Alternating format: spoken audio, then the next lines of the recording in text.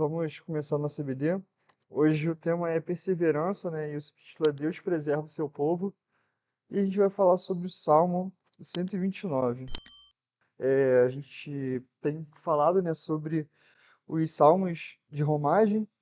E esse salmo ele é o primeiro salmo da quarta trilogia dos salmos de romagem. No livro do Hernani Dias Lopes ele faz essa divisão. Aí falou que existem, acho que cinco trilogias no meio dos salmos, e esse salmo é o primeiro salmo que inicia uma nova trilogia, né? A gente falou sobre 120 e 122, que narra o trajeto de um peregrino até Jerusalém, e ele chega em Jerusalém com vontade de adorar. O salmo 123 ao 125, nós vemos que esse peregrino ele olha para o Senhor como o seu protetor, como a sua rocha firme, a quem ele pode encontrar segurança. Na terceira trilogia, que é do 126 ao 128, que são chamados de salmos de retorno e restauração, o salmista aborda o retorno do cativeiro, enxerga Deus como a origem de toda boa dádiva e como aquele que abençoa os que o temem. E essa quarta trilogia que inicia nesse salmo é o conhecido como a trilogia da esperança e da espera, onde o povo, em meio às perseguições e pecados e a sua própria fragilidade, encontra no Senhor a sua esperança e deposita a sua fé nele. Então, esse salmo ele vai iniciar essa primeira trilogia, que vai do 129 até o 131. A sua autoria ela é desconhecida e também a época que ele foi escrito, mas muito provavelmente acredita-se que ele foi escrito após o retorno do povo de Israel do cativeiro da Babilônia. Então, possivelmente foi escrito nesse período, mas não existe nada muito concreto. Só que esse salmo é um salmo que ele pode ser aplicado a vários contextos da história judaica. Então, vai falar sobre sofrimento, vai falar sobre dificuldades, e a gente vai ver aqui ao longo do estudo que Israel sempre passou por isso, desde do início da sua vida. Então, esse salmo ele pode ser encaixado em qualquer história do povo de Israel, mas possivelmente foi escrito após a volta do cativeiro. E esse salmo vai nos ensinar que, embora o seu povo passe por perseguições, Deus é o nosso libertador e que há uma vingança da parte do Senhor contra aqueles que afligem o seu povo. Então, o resumo desse salmo é isso, né? Embora a gente passe por perseguições e dificuldades, nós encontramos no Senhor aquele que nos livra, aquele que nos preserva e que há uma vingança, há uma justiça, há um juízo contra aqueles que afligem o povo de Deus. Esse salmo ele vai ser dividido da seguinte forma: do versículo 1 até o versículo 3, o salmista vai falar sobre o sofrimento de Israel. Uma parte do 2 e o versículo 4 vai falar sobre a forma como Deus preserva o seu povo e livra o seu povo. E do 5 ao 8 é uma oração imprecatória contra os inimigos de Deus, inimigos do povo de Deus. Essa é a estrutura desse salmo que nós iremos estudar agora. Então, a primeira parte vai falar sobre o sofrimento de Israel. E o texto vai dizer: Muitas vezes me angustiaram desde a minha mocidade, Israel que o diga. Muitas vezes me angustiaram desde a minha mocidade. Aqui o salmista ele vai falar do sofrimento de Israel, personificando Israel. É como se nesse momento o salmista ele quisesse falar que ele é Israel. Então ele vai colocar, né? Muitas vezes me angustiaram. Então há uma personificação aqui do povo de Israel. E o salmista fala que ele é como se ele fosse Israel. E há algumas características aqui desse sofrimento que o salmista fala. Primeiro, elas foram frequentes. Podemos ler juntos aí que ele vai dizer que muitas vezes me angustiaram. Ele vai repetir isso duas vezes, né? No versículo 1, muitas vezes me angustiaram desde a minha mocidade. Israel que o diga, muitas vezes me angustiaram desde a minha mocidade. Então, a primeira característica que o salmista vai trazer sobre o sofrimento que Israel passava é que eram muitos. Foram frequentes os sofrimentos que Israel, a história que a gente consegue ver na história de Israel, foram muitas perseguições, muitas aflições o povo de Israel sofria. Tanto que o salmista ele repete isso justamente para dar ênfase. E é comum na literatura bíblica, quando o escritor ele quer dar ênfase a algo, ele repetir isso várias vezes. Ele repete aqui que muitas vezes me angustiaram, e foram muitas, né? E o salmista que ele não nomeia os seus inimigos. Ele não vai falar que muitas vezes me angustiaram os assírios, os babilônicos, os egípcios. Mas ele deixa isso em aberto para mostrar que, ao longo de toda a sua história, Israel foi angustiado. Israel sofreu perseguições, padeceu muitas dores, E isso não vinha especificamente de um povo, mas de todos aqueles que eram inimigos do povo de Deus. E o salmista vai falar também que esses sofrimentos são antigos, ou seja, ele vai dizer: desde a minha mocidade me angustiaram, ou seja, desde quando eu era novo, desde o início da minha história, eu era angustiado, eu sofria e padecia perseguições. E quando nós olhamos para a história do povo de Israel, desde o início a gente vê, nos primeiros séculos ali, o povo de Israel já estava sofrendo perseguições, foi duramente oprimido pelos egípcios. A gente vê que em toda a história de Israel houve perseguições, houve aflições. Isso não foi, foram coisas que foram acontecer muitos anos depois da nação de Israel ter sido estabelecida, mas ao longo de toda a história de Israel houveram essas perseguições. A terceira característica que o salmista vai dizer para a gente é que essas perseguições elas foram severas. E ele vai dizer isso, uma metáfora aqui, que ele vai dizer: os lavradores passaram um arado nas minhas costas e abriram longos sulcos. O salmista ele vai comparar aqui o povo de Deus com um campo onde o arado ele é arrastado. Então coloquei até uma ilustração que também não vai dar para ver. O agricultor ele precisava preparar o campo para ser lançada a semente, para iniciar a plantação. Ele precisava passar o arado para abrir na terra o caminho ali onde a semente ia ser lançada. Então ele colocava ali sobre os seus bois o jugo, que era amarrado a um arado, então os bois iam andando e iam abrindo o caminho ali para que aquela semente fosse lançada. E o salmista vai dizer que o sofrimento que Israel sofreu ao longo da sua história era tão forte, tão intenso, que era como se ele estivesse deitado no chão e o arado passasse nas suas costas de modo que abrissem longos caminhos, longas feridas, longos sulcos, que ele vai dizer aqui. O salmista ele vai dizer que as características do sofrimento de Israel foram frequentes, foram antigas e foram muito severas. Quando nós olhamos para a história de Israel, a gente vai ver o quanto o povo de Deus sofreu nas mãos dos inimigos, né? Então, ainda na sua mocidade, como eu falei, Israel sofreu a escravidão do Egito por volta por 400 anos. Depois, quando foi liberto do Egito, foi para o deserto. E lá começou a sofrer perseguições também de outros povos, como os amalequitas. Depois tiveram povos onde, depois, mesmo chegando na Terra Prometida, o povo de Israel não teve momentos de paz, mas sempre estava envoltos em guerras e perseguições. Até mesmo no reinado de Davi, que foi um reinado que, a princípio, Israel estava dominando ali, mas assim, ainda assim, tinha muitas perseguições contra o povo de Israel. Em 722 a.C., o Reino do Norte ele é destruído. Depois vem o período do exílio na Babilônia. No livro de Esté, a gente vê Amã, um dos governantes de Assuero, tramando ali para destruir todo o povo judeu.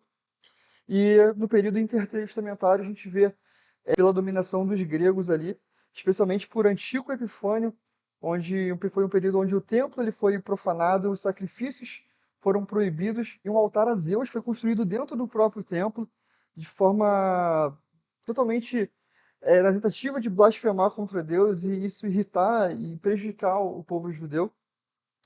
E por fim a gente vai ver que depois o Império Romano dominou, a gente vê a destruição de Jerusalém nos anos 70, e o salmista que provavelmente escreveu esse salmo aqui na volta da Babilônia, ele olha tudo aquilo que ele sofreu para trás, toda a história de Israel, e ele recorda que foram frequentes, foram desde cedo e foram severas, foram pesadas as perseguições que Israel sofria. E da mesma forma, o Israel de Deus, a igreja, desde a sua mocidade, ela também sofreu. Desde o início da igreja, a gente vê os apóstolos sendo perseguidos, Estevão sendo morto. A gente vê nos primeiros séculos da igreja, a igreja ela sendo duramente perseguida. Depois a gente vê no período próximo antes da reforma e logo depois muitos cristãos verdadeiros sendo perseguidos, sendo mortos, queimados por defender a verdade das Escrituras, homens sendo decapitados, tendo que largar as suas famílias e ir em direção a uma guilhotina para ser morto. E até hoje, cristãos são perseguidos, cristãos são mortos por defender o Evangelho. Assim como Israel, ao longo de toda a sua história, sofreu, assim também a igreja sofre perseguições e a igreja está sujeita a sofrer perseguição. Mas apesar de tudo, apesar de todo o sofrimento, o salmista vai dizer no versículo 2: muitas vezes me angustiaram desde a minha mocidade, mas não prevaleceram contra mim. Embora o povo de Israel, ao longo da sua história, tivesse sido perseguido muitas vezes, Mesmo essa perseguição sendo dura, ainda assim, essas perseguições não prevaleceram contra o povo de Deus. E apesar de todo o sofrimento, Deus ele preservou o seu povo. Os sofrimentos, as perseguições não foram suficientes para acabar com o povo de Deus. Embora muita gente tivesse sido morta, embora muitos templos foram destruídos, Deus sempre preservou o seu povo. A gente vê que ao longo da história, muitas tentativas tiveram de destruir a igreja, destruir o povo de Deus, mas tudo isso foi frustrado pelo Senhor. Por mais que eles tivessem esse desejo, esse anseio de exterminar o povo, ainda assim Deus sempre poupou o seu povo, Deus sempre preservou o seu povo. Todas essas pessoas que atentaram contra a igreja de Deus, contra o povo de Deus, elas passaram.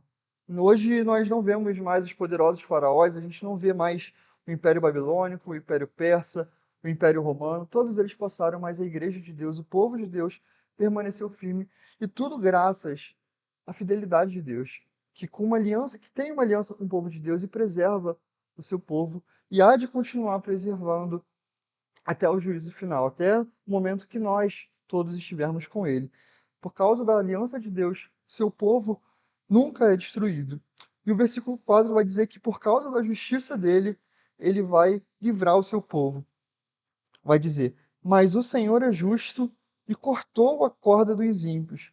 O salmista vai dizer que o Senhor é justo, né, diante de todas as atrocidades que o povo sofria. Deus exerce a sua justiça e livra o seu povo. Deus não permite com que o seu povo seja destruído, com que o seu povo seja exterminado. E o salmista vai dizer que Deus ele é justo e por isso ele cortou a corda dos ímpios, né? Essa referência é justamente a questão do arado ainda, a ideia do arado. Pensa na seguinte cena: você está deitado lá no chão, o arado passou pelas suas costas e depois do nada você sente como se não houvesse mais. Parece que o arado ficou, mas você olha para frente, os bois já estão longe e a corda que prendia os bois ao arado ela foi cortada. E assim Deus livra Israel. O arado pesado, duro, brutal, que passava pelas costas de Israel, essa corda que prendia, aquilo que motivava é rompido. Então Deus livra o seu povo. Deus tem livrado o seu povo e tem livrado também a sua igreja. Embora tenhamos perseguições, embora tenhamos aflições, ela nunca persevera, porque Deus cuida do seu povo e livra, cortando todo o poderio dos inimigos do povo de Deus, dos inimigos da igreja. E por fim, o salmista ele vai fazer aqui uma oração imprecatória contra os inimigos da igreja. Versículo 5 ao 8, que vai dizer: sejam envergonhados e repelidos todos os que odeiam Sião. Sejam como a erva dos telhados que seca antes de florescer. Que não enche a mão do ceifeiro, nem os braços daquele que ata os feixes. E também os que passam não digam: a bênção do Senhor seja com vocês. Nós os abençoamos em nome do Senhor. Aqui o salmista vai fazer uma oração imprecatória contra os inimigos de Deus.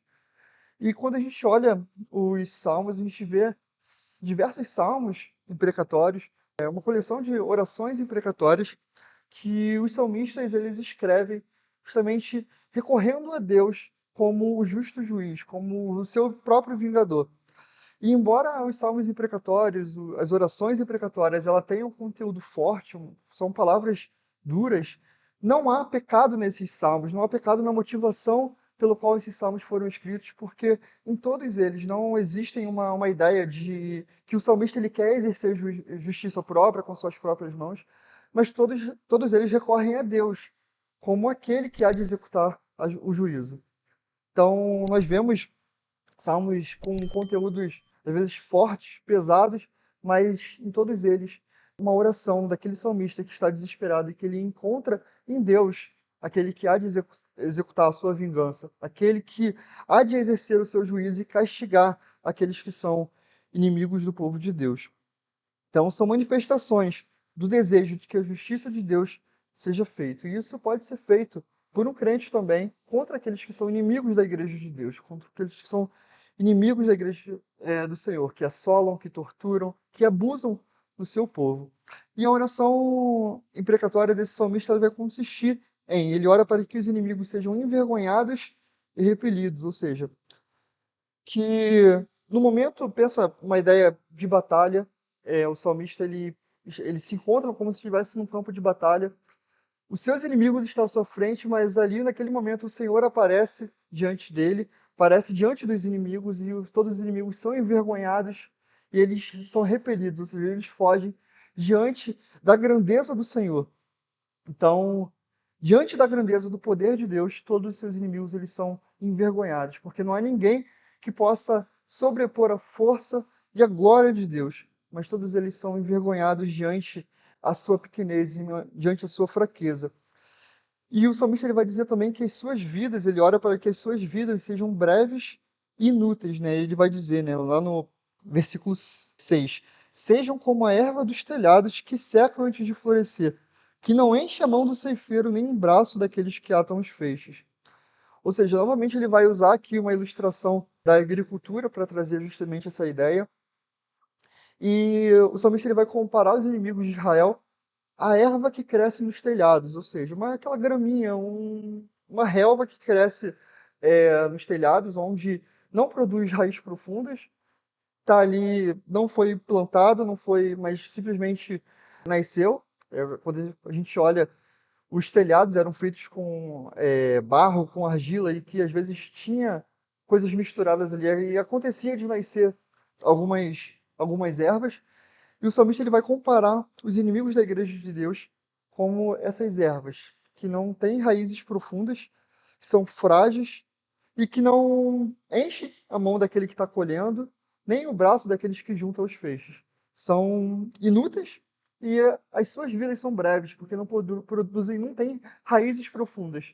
Então, os inimigos do povo de Deus, eles são temporários, eles não conseguem prevalecer por muito tempo. E, no fim, todo o seu esforço de tentar vencer a igreja de Deus é em vão, é inútil. Assim como aquela erva que nasce no telhado e que não serve para nada, apenas para ser limpada e jogar fora. E, por fim, ele vai dizer que ele vai orar para que aqueles inimigos da igreja de Deus não sejam abençoados. Ele vai dizer isso no último versículo.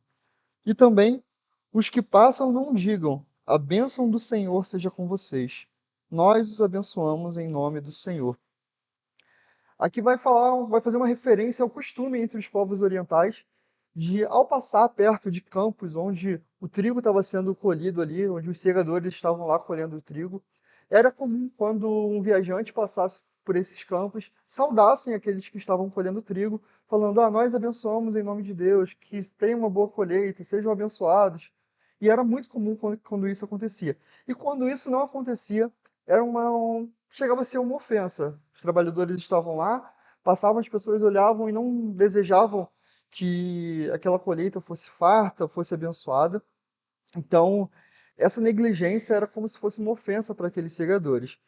E o texto ele vai dizer isso, que os inimigos de Deus eles não recebam a bênção daqueles que passam por eles. Ou seja, as suas colheitas elas não seriam abençoadas. Aqueles que tentariam semear perseguição contra o povo de Deus não teria nenhum tipo de bênção, mas pelo contrário, receberia maldição. Não haveria nada de bom ao perseguir e julgar, e tentar julgar e impor juízo contra o povo de Deus.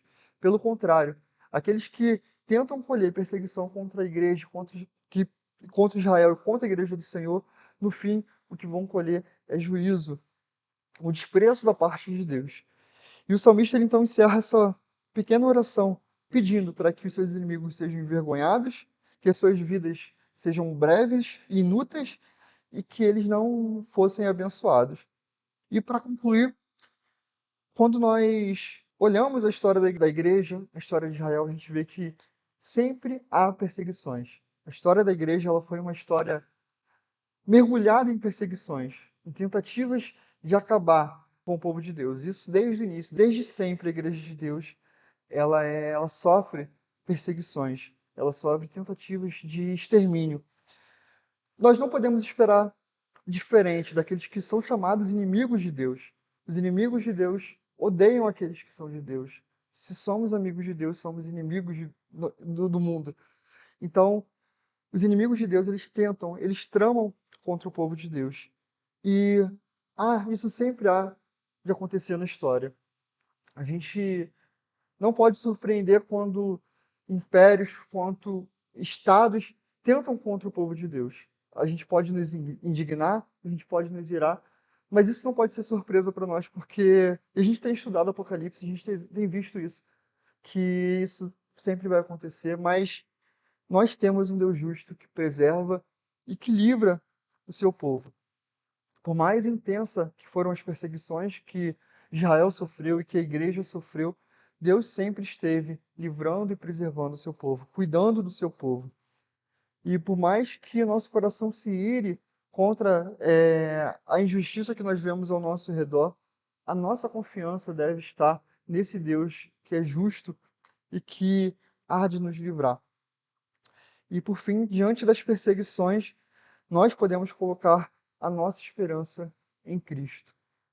Assim como esse salmista aqui vai descrever relacionado ao povo de Israel, assim Cristo ele também sofreu e padeceu na mão de homens maus. Ele foi cuspido, esbofeteado, ele foi torturado de forma cruel, talvez muito mais dolorosa do que um arado passando nas suas costas.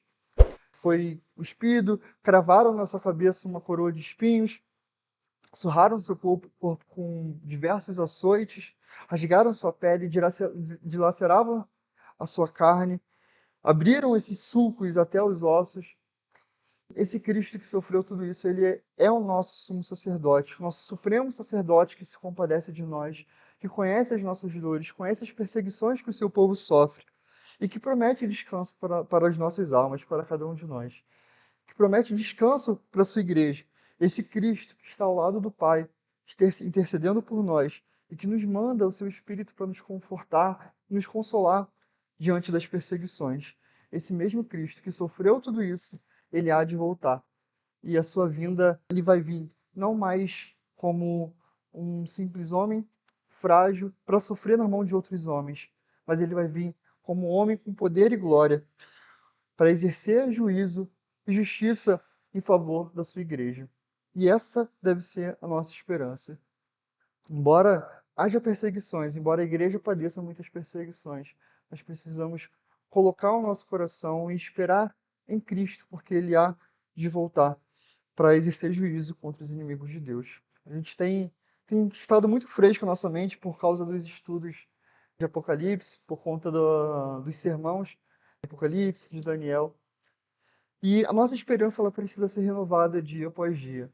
Às vezes nosso coração fica temeroso quando nós olhamos as mídias sociais e nós vemos o quanto o povo de Deus ele é afligido, o quanto as pessoas não têm vergonha e as pessoas nem mesmo tentam esconder o ódio que tem contra a igreja do Senhor.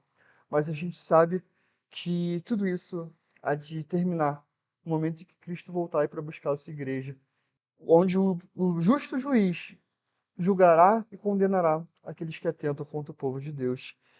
Esse Cristo, Deus, ele nos dá a graça para nos suportar todas as tribulações que passamos e que a nossa fé, o nosso descanso possa se encontrar nele.